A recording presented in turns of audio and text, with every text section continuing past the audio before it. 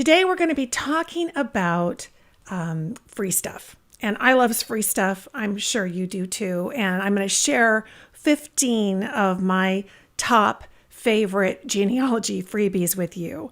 Now, I know everybody likes different stuff. Everybody has different favorites.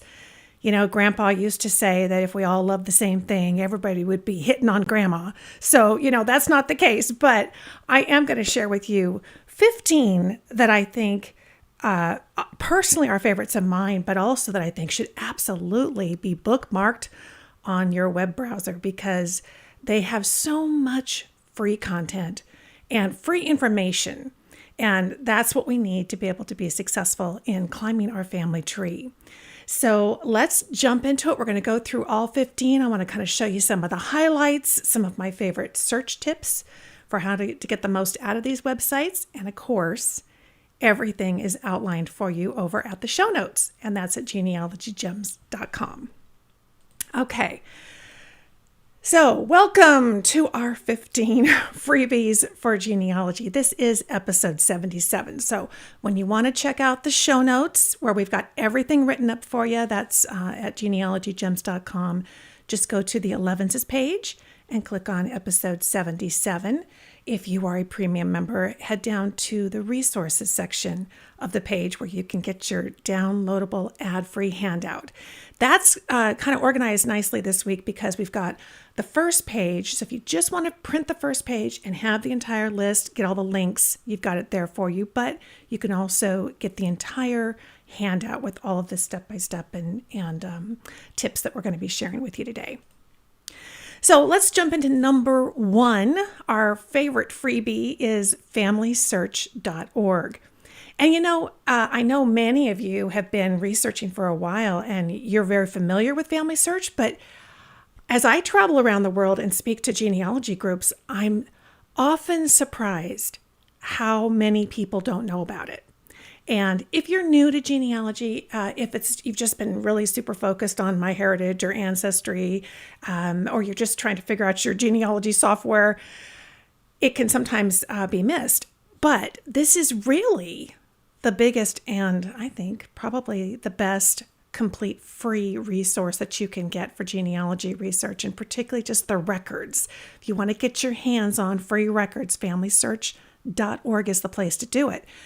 This website is made available to us by the LDS Church, which we so appreciate. They share it with everybody, and they are constantly adding new information to it. Anybody can access it.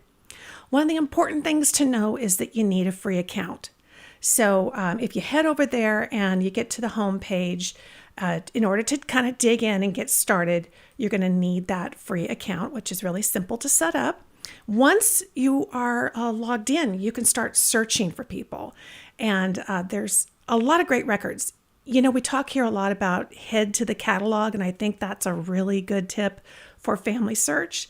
Head to the catalog to start getting yourself familiar with what's there. Start searching on surnames or places or topics, and you'll just start to get a sense of what they have.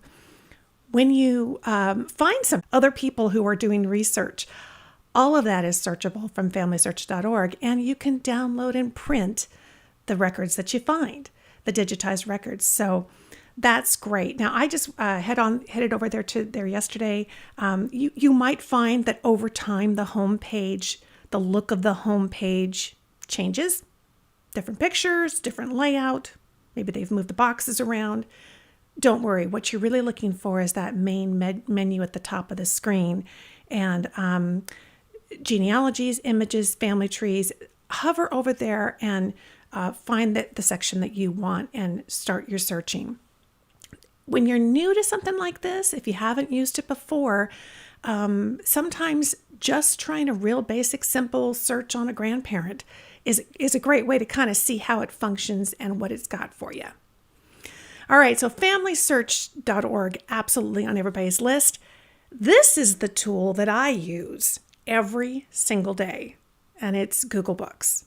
And there's some very good reasons why Google Books is number 2 on my list. And that's because they have cataloged there over 25 million books. Google Books is kind of like a massive card catalog of what's out there. 10 million of them are fully digitized and searchable. So that's huge because that means you can keyword search because they've applied the OCR, optical character recognition, to the documents, to those scanned pages, and that makes them keyword searchable. You know, the backstory on Google Books is that it really is kind of the origin of Google. You know, we think of Google.com as just mainly a search engine and all the advertising they do, but really it started from an idea about wanting to catalog books and make them available around the world to anybody. And what they discovered very quickly was you got to have a search engine to make that really possible when you start getting that many books, because they were out there digitizing with libraries and archives and corporate libraries and universities and, you know, a really fantastic array of resources. But you have to be able to search them. And so they developed the search engine that turned into the monolith of, you know, Google.com today. Google Books is just kind of one of the subsets, if you will, of Google search. It's got its own web page. So yes, you can search for books from Google.com, but I like to go to books.google.com. Because that's the landing page, that's the home page for just the books catalog. And that way you can kind of focus in your search just on books. And it's not just books. So we've talked about it here before on the show on episode 30. Really 10 of my favorite things to find. You can find stuff like magazines, catalogs. In fact, I mentioned magazines. They have the entire collection of Ancestry magazine. If you've been around in genealogy for a while, you're probably familiar with Ancestry magazine. They don't have a magazine now, but it is fully digitized, fully searchable, and there's still a lot of great how-to articles there. So definitely well worth looking for. So magazines throughout times, really throughout the 20th century, catalogs, almanacs, city directories, which of course is a wonderful resource for genealogists because this is going to show you where your ancestors living in a particular town. And sometimes it's year by year when the census might just give us every 10 years. They also have county histories. There's also court records and government documents. There's actually a lot of those. There's newspapers. In the past, Google had its own newspaper catalog, and it's still out there, but it's actually not where it used to be, and you know it's not that easy to find.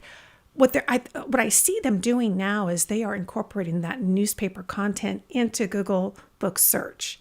And so that's really nice because now you're kind of, think of it as really print publications. Google Books is really about print publications. If they printed it and it is out of copyright in the public domain, if the author is given permission, the publisher has given permission, Google has probably digitized it. And that's the key. So when we think about the 10 million books, I mean, you really want old books, you want history books, and the beauty of this is that mostly the fully digitized books are, in fact, that. Old books, history books, reference materials, because they're out of copyright. So that made it possible for them to get them digitized. You can see here just kind of a search results page, just an example. If you just search the word genealogy, you can get a sense of what it looks like. But let me show you. When we go to Google Books and we just search on the word genealogy, you can see that at first it looks different than what I just showed you. And that's because these are all books and they're not all digitized. If we click the tools button, then this is probably your top tip. You got to click that tools button so you get the secondary filter menu, and then you can pick full view. And full view means fully viewable, searchable. And you can see immediately that the pictures of each book that they show you change. You're looking at old books. Here's an example of a compiled history. And this is fully digitized. We come up here. I like to come up and just click the checker box. It looks like a checkerboard kind of thing. It's a thumbnail button. And that gives you a really quick overview of lots of different pages. You get a sense, are there pictures in this book? Are there maps? You could also, now with the new user interface, come up here and you'll often find either by sections, some sort of a table of contents. Typically, it will kind of follow how the book is laid out. Sometimes they'll break it up into various sections, whatever they think makes sense. It's kind of an easier way to jump around a little bit, but the search box is really your friend with that. If you search for the last name Rambo, well, you're going to find the 29 pages that mention that surname, perhaps within hundreds of pages of the book. That's, again, one of the great features of Google Books, is that you're taking a book with hundreds of pages. You don't have all day long to read the whole thing just to see if by chance it mentions your ancestors or your families or something associated, a topic you're researching. The search box is going to be able to instantaneously get you to exactly the pages that you need. So I would encourage you, one, make it a tool you use every day. When you have a question, when you have a brick wall, when you're just trying to find some additional background on a family, on an event, a business, anything, go to Google Books. Put it on your browser as a saved button or in your bookmarks. Jump over there, do a quick search, see what you find. Switch to the full view, and you'll, I think, be amazed. Check out episode 30. There's a link in the show notes today for 10 more surprising things that you can find, and specifically how I find them. So that's probably the video for you if you'd like to learn more about that. All right, our number 3 freebie. Did you expect to see Ancestry on the list? I don't think of that as free. It's actually a little bit more on the expensive side in terms of what we kind of invest in our genealogy research. But there are free resources at Ancestry. So I've put together a special tiny URL for you. This will take you precisely to the page buried within Ancestry.com that is all the free content. And yes, there's lots of free stuff on Ancestry. So go to tinyurl/Lisa Ancestry free. And yes, that is our affiliate. It will take you to a page that is associated with our affiliate link. We appreciate you using our links just because it helps support this free show. But also, this particular one is going to take you just to the search page for the free stuff. And so that's going to help you kind of zero in on it. It's got the same search function at the top of the page, and it's going to search all different kinds of genealogical records. So you're really going to find a nice assortment, a nice representation of the kinds of stuff that they have.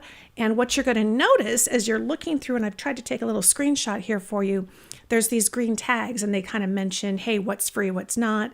There are free records and there are free indexes. And the indexes are things that a free index that will help you search, but then hop over to other images. And of course, there is a free trial available at Ancestry as well. So check out that, because I think you're going to be pleasantly surprised at the amount of free content that you can get your hands on there.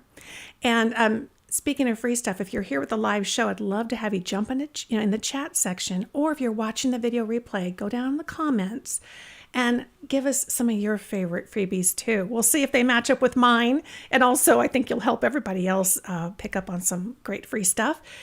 If you want to learn more specifically about Ancestry and really digging in, not to just the free stuff, but how to get the most out of a paid subscription, check out episode 17. It was our top tips for searching at Ancestry.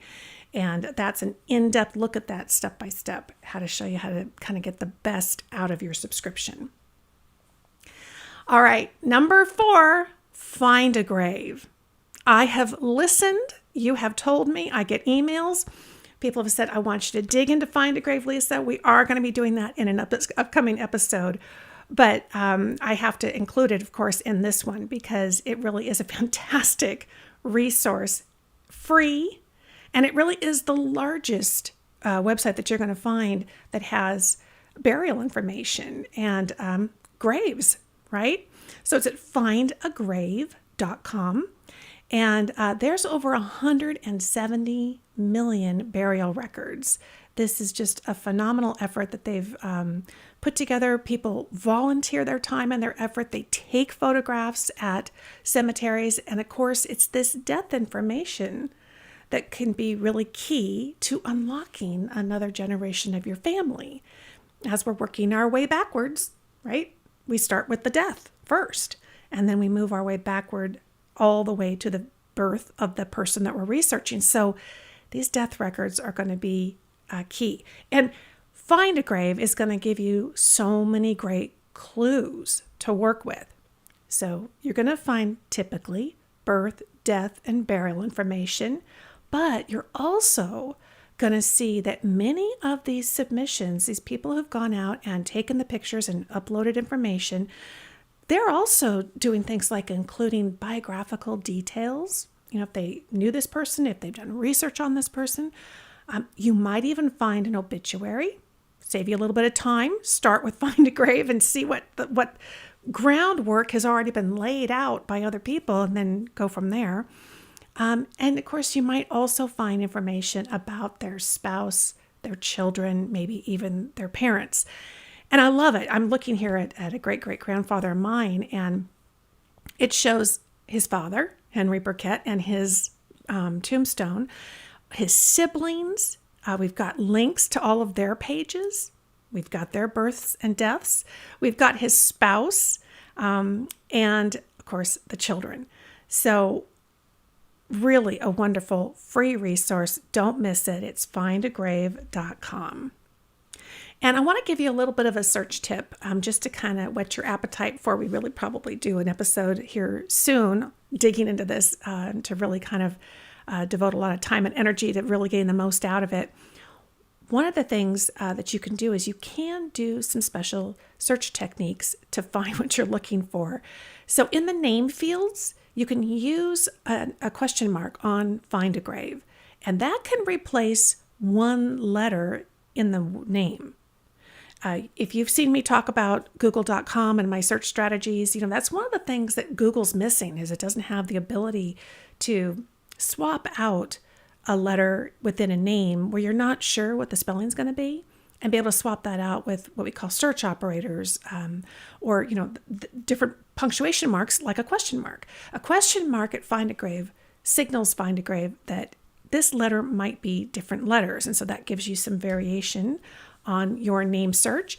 Also in the name field, you can use the asterisk, and that represents from 0, which means just no letters at all in that spot, or actually several letters in that spot.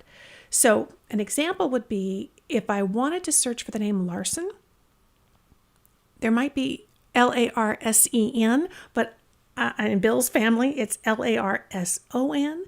And so I might use that question mark to substitute out the O to be able to have some flexibility in case other people are spelling it different, or maybe different generations. I've seen that in the Cookes. There's lots of, it's all Cooke with an E, but there's whole branches of the family who don't use the E at all.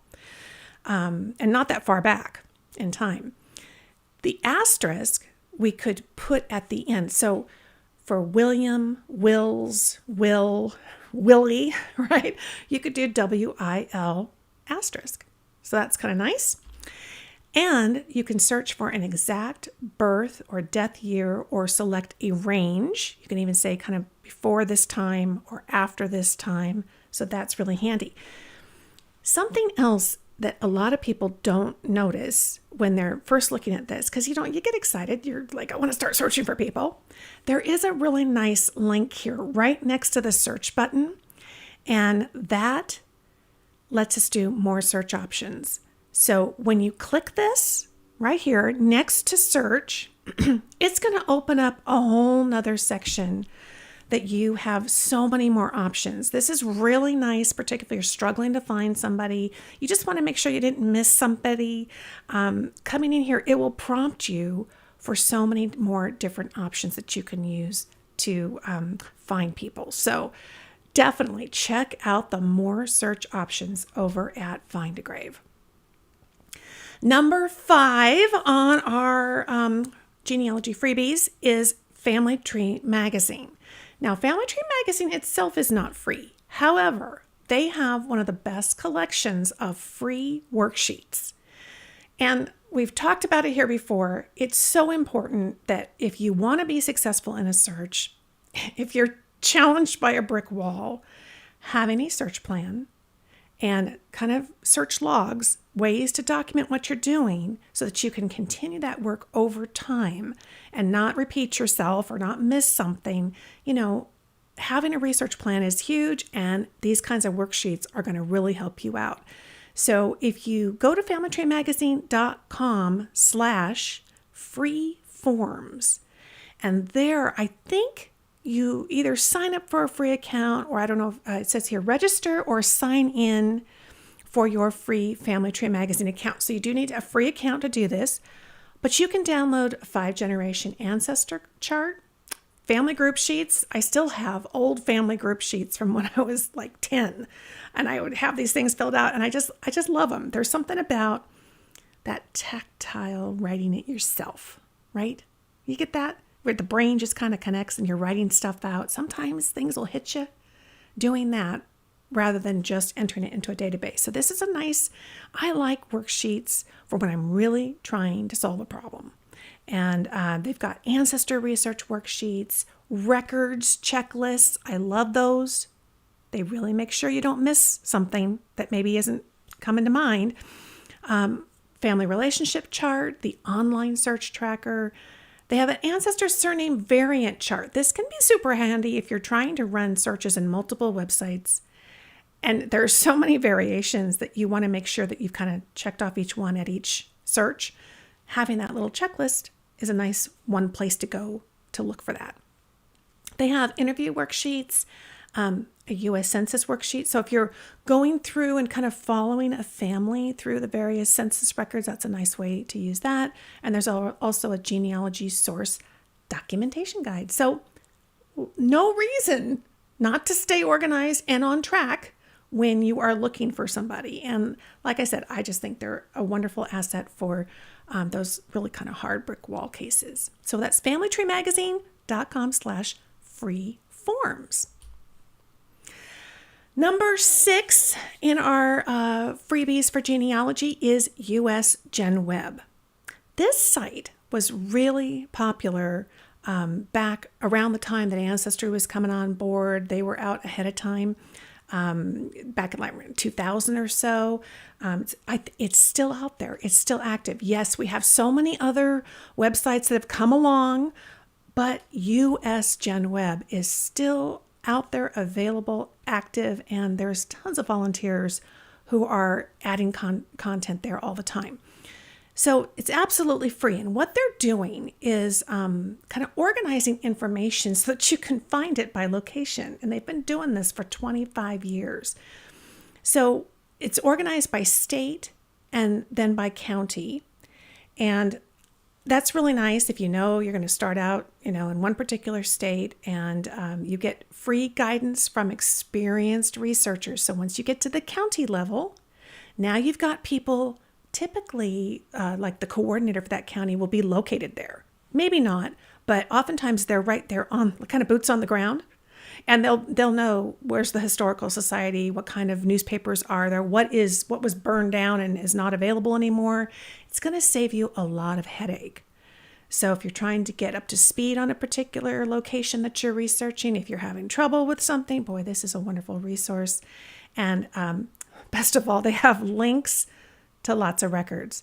Not only records on the website itself, but in other locations. So if I come here to the interactive map, you can click on one state and then look for counties. It's typically one of the first options that you're going to see. I'm here in Texas, so I click counties. It's going to list every county for me currently in Texas with links to their dedicated page on usgenweb.org.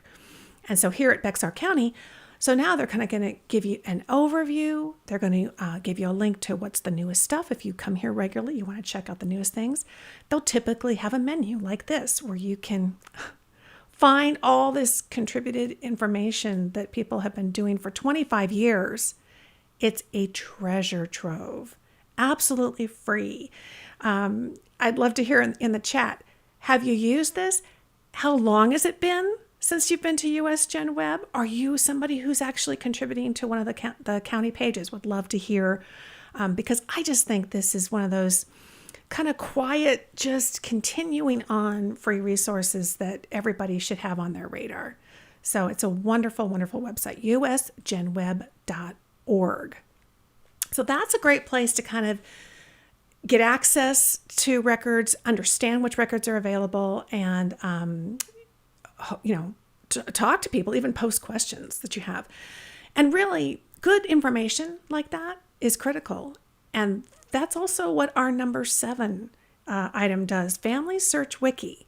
Now, we talked about FamilySearch, and we were kind of focused on number 1 is, hey, that's the first place to be looking for free records. However, the FamilySearch Wiki is kind of its own thing, but it is now available. You can find it through the menu at FamilySearch.org. But I think it's well worth highlighting just on its own merits. The FamilySearch Wiki, think of it kind of like Wikipedia, but I think it's far more reliable. FamilySearch is going to be a place where you're going to be able to find, again, information organized really logically by location. So by country, by state, and you can kind of keep drilling down. And here, if we look up Canada, I'm going to go to Saskatchewan, where the Cookes first came to North America. And then you're going to get this great overview. What's the history? What kind of records are there?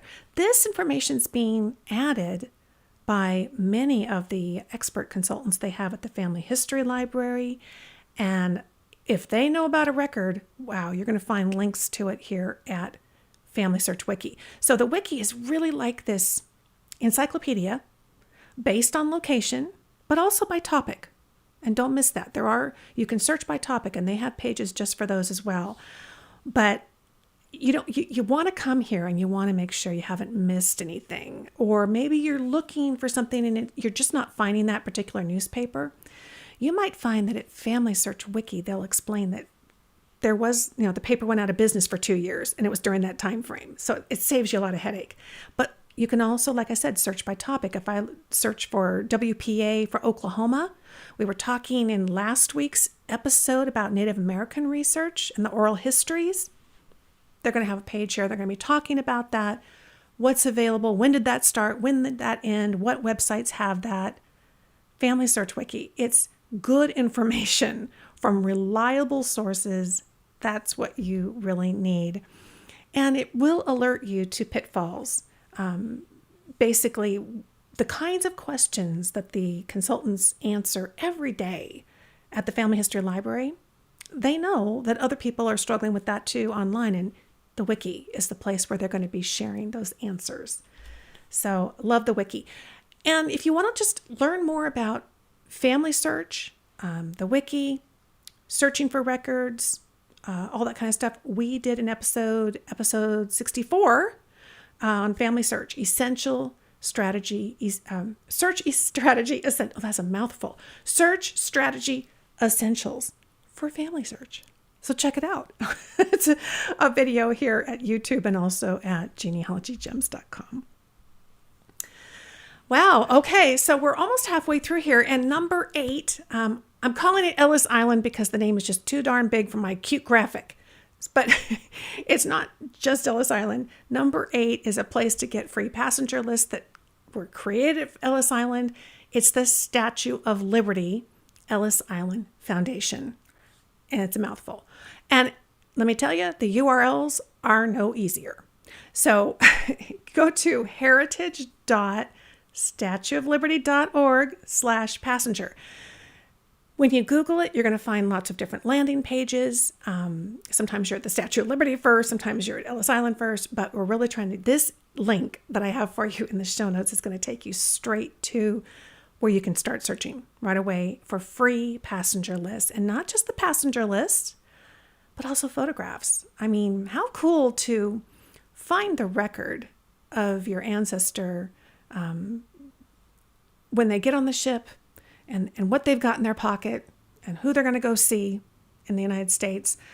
And, or maybe they're going on to Canada from there, and to be able to also see the ship itself. And they have all of, as much as they can find, they have it. And it looks to me like they're making some strides in getting this thing organized. I know I've had interviews with the folks over at them at Statue of Liberty in Ellis Island before, and they've said they're really making some efforts to increase the website presence here. You can start with a basic search of a name. So if I look for my great-grandmother, Louise Borowski, and click results, that's kind of just your first entry in. It says, okay, great, we've got one, and you've got a passenger record, you've got the ship image, and you've got the ship manifest. So the passenger record, when you get here, you'll notice, yes, they would love to sell you some of these documents, and this is what this is. But don't worry, because we're going to get to see the actual page itself from the manifest. So you'll see here, this is where you can request a text correction, because this is a transcript off the manifest. So if it's not right, you can get in touch with them and let them know. Click Ship Manifest.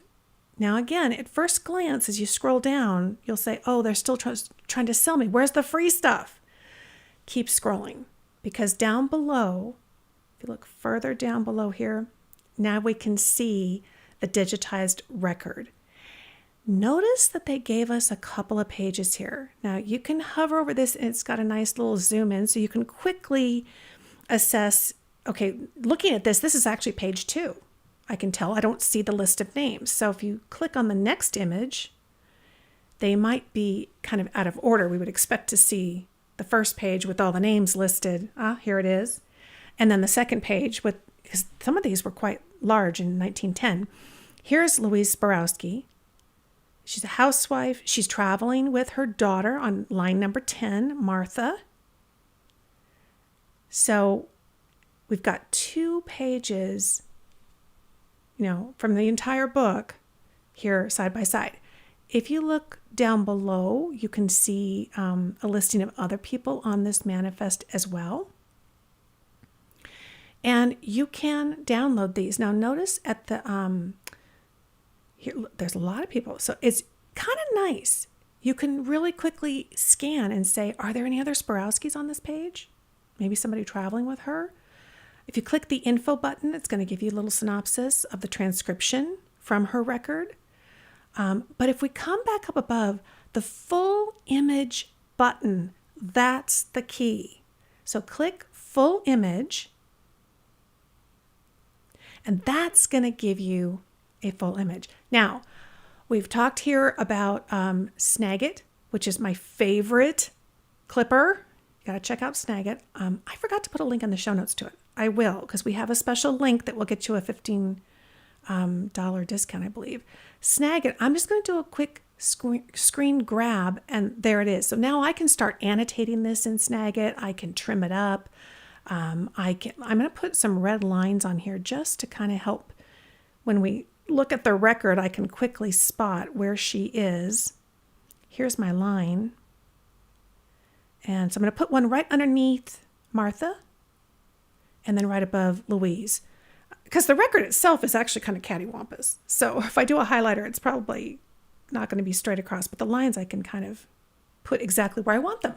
So now I can save this image. I can put it in a PowerPoint. I can put it in a book, whatever I want to do, but use Snagit. So I will head, as soon as I'm done, I will get the link in the show notes so that you've got it. Or here at 11 says, look for the Snagit episode. And we have a good discount for you on that. But you can grab that, click the full image button. That's the key. Now, if you have trouble finding somebody, there's also this wizard. It's right below the name thing, and it's like a little form. You just it prompts you along. You answer the questions, and there's a couple of different pages to it. The other option underneath last name, right next to wizard, is one-page form, and that's kind of more like an advanced search form.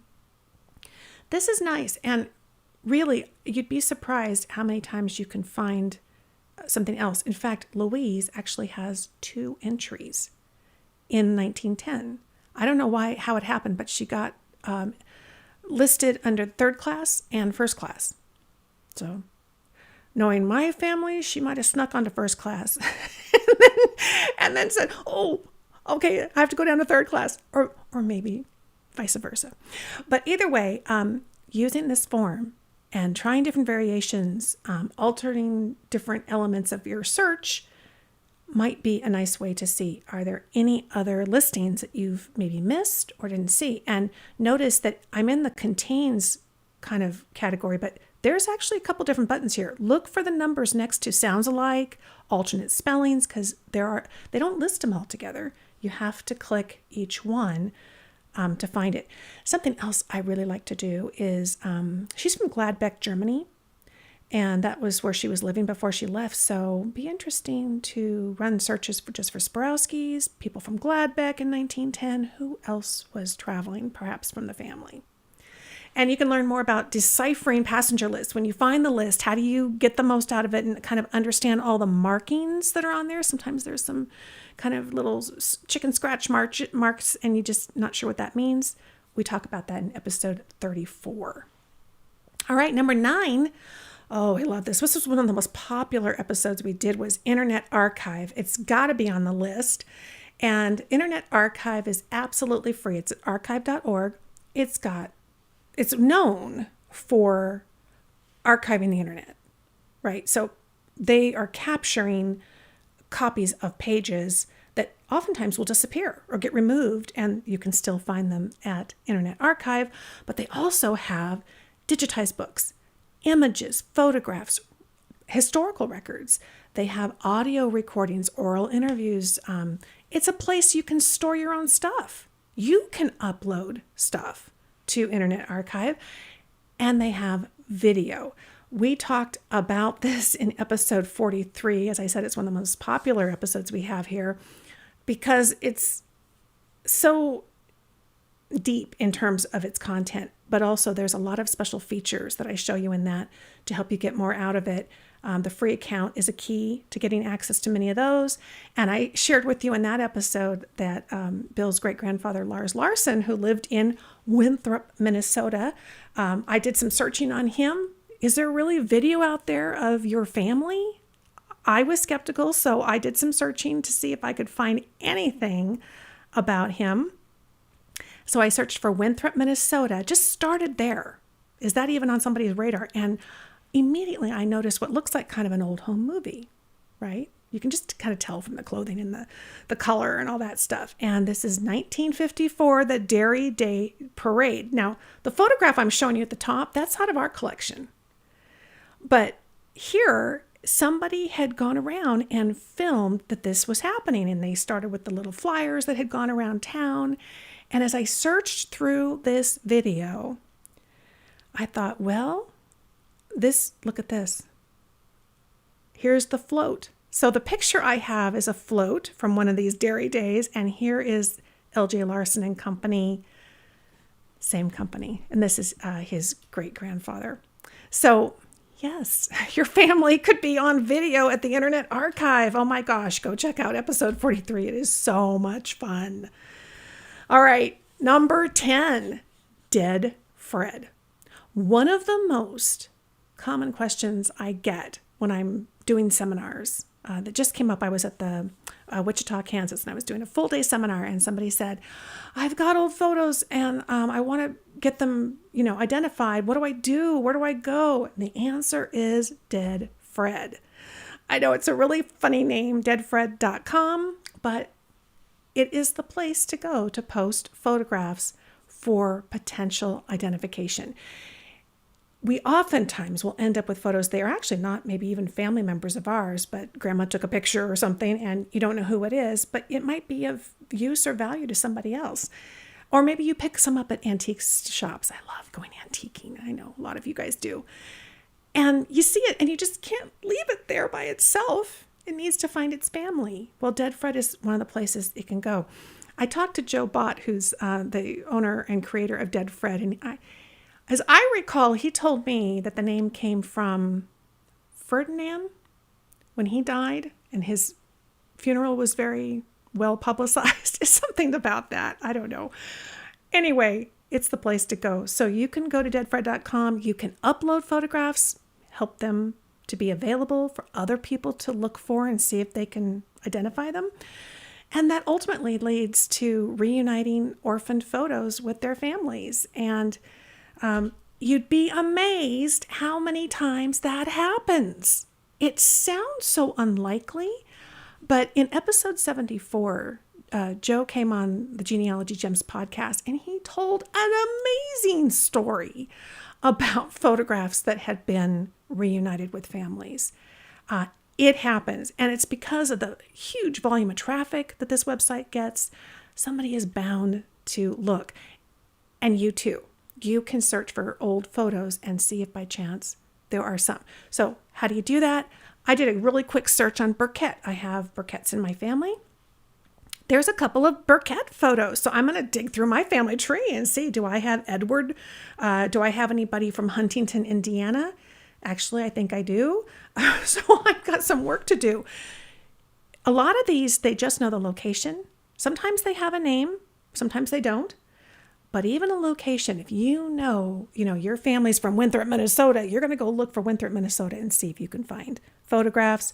Good luck, because it's kind of fun. And it's really just so heartwarming to hear how these photos make their way back home. Thank you so much to Joe Bott. And again, check out episode 74 of the Free Genealogy Gems podcast. Number 11, we're going to get into military records. I hope you notice that not only do we have a wide variety here, but they're covering a wide range of types of content that you'd be looking for, and military is one of those. The Soldiers and Sailors Database. This is from the National Park Service. And I've got the address that'll take you directly there in the show notes. This is a cooperative effort between the National Park Service and several public and private partners whose goal is to increase Americans' understanding of the Civil War. And on this website, you're going to find a lot of great content and so many great clues to other records. So you're going to find men who served in the Union and Confederate armies during Civil War, histories of Union and Confederate regiments. These are fascinating. They're a lot of detail in there. Wonderful insight to what their experience would have been like. Links to descriptions of significant battles and selected lists of prisoner of war records and cemetery records as well. When you get to the website, the menu isn't super obvious how to actually start searching into the database. First thing in the menu is go under people, and then from there you'll see Soldiers and Sailors Database. And they have a lot of different stories and things on here, so you can, dig around and browse. But the way to get there is People, Soldiers and Sailors Database, and then you can pick from one of the categories. If it's monuments, different Civil War monuments around the country, the regiments, the battle units, sailors, soldiers. That's the way to do it. And here under Search for Soldiers, so I just clicked that through the menu. Notice that it's going to just over 6 million listings here.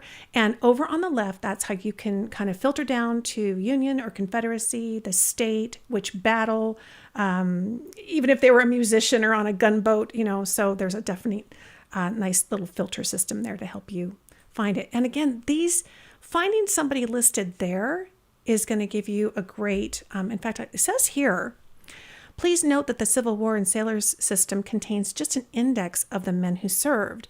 And so this is going to lead you to the full records, and those are housed at the National Archives, and they have a link there, and you can get in touch with them about obtaining records. So a wonderful way to help you get further in your military research.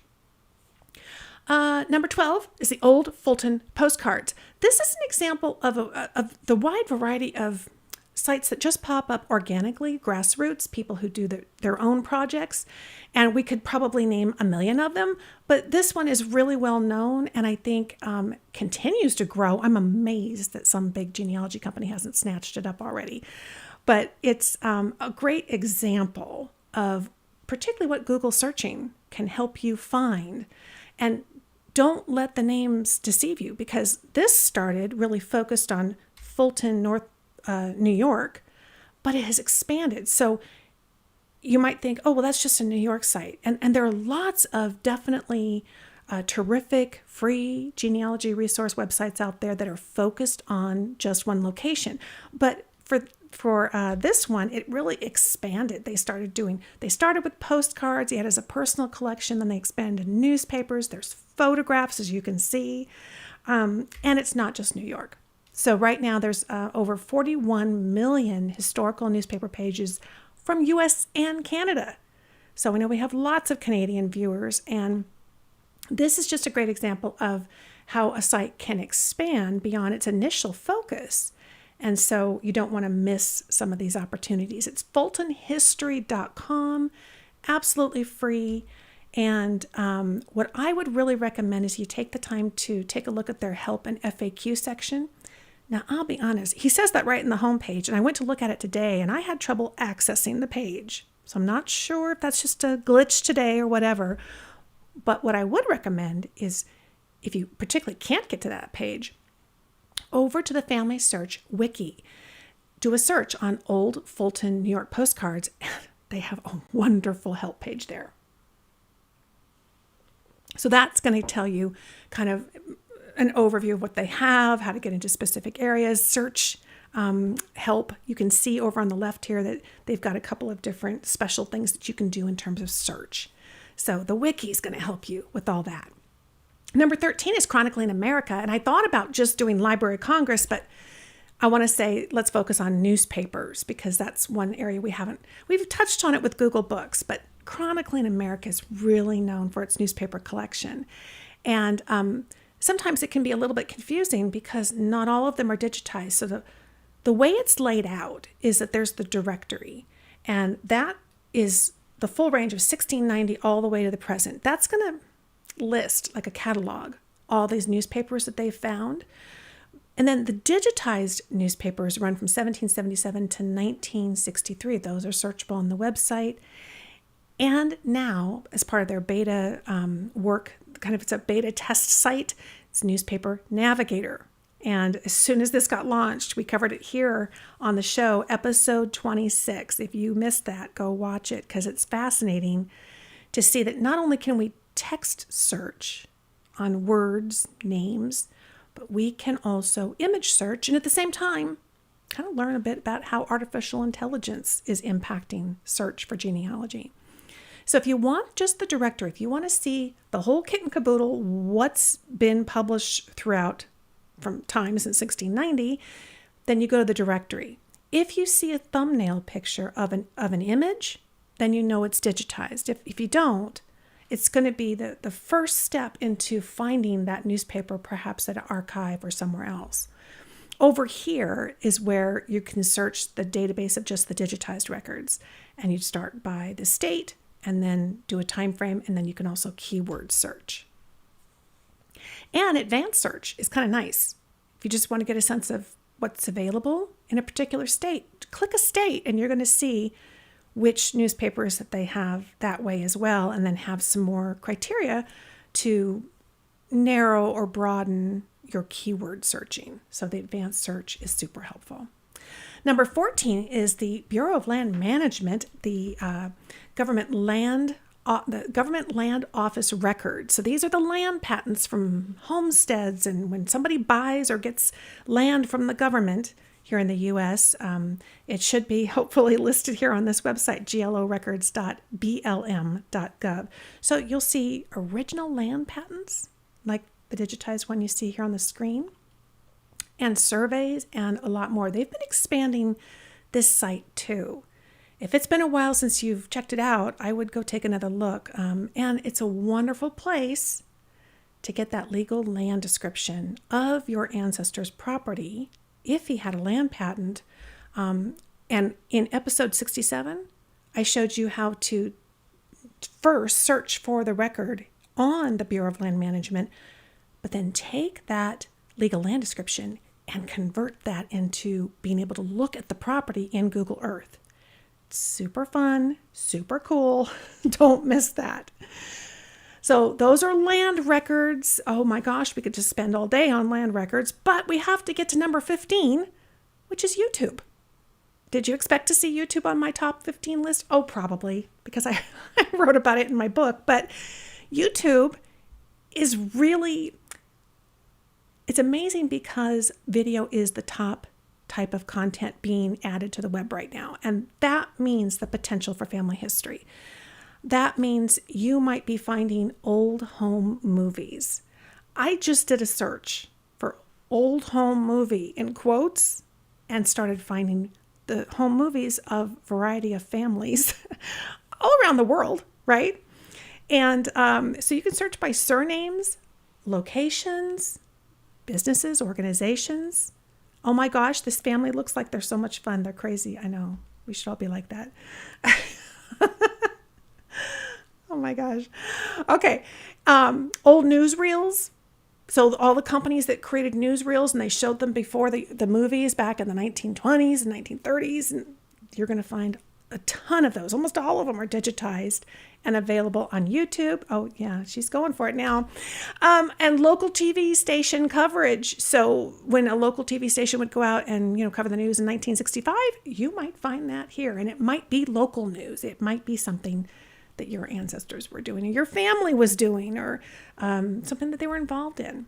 And documentaries as well on history, which can be a great asset to understanding better the lives of your ancestors. So episode 58, we talked about YouTube, and I showed you lots of different tips and tricks for finding these things because it's a little challenging. Not everybody puts a ton of keywords in their descriptions or their titles, but I have some tips and tricks for you on that. So that, my friends, oh my gosh, we did it. 15 freebies for genealogy. I hope you agree that you just wouldn't want to miss any of these.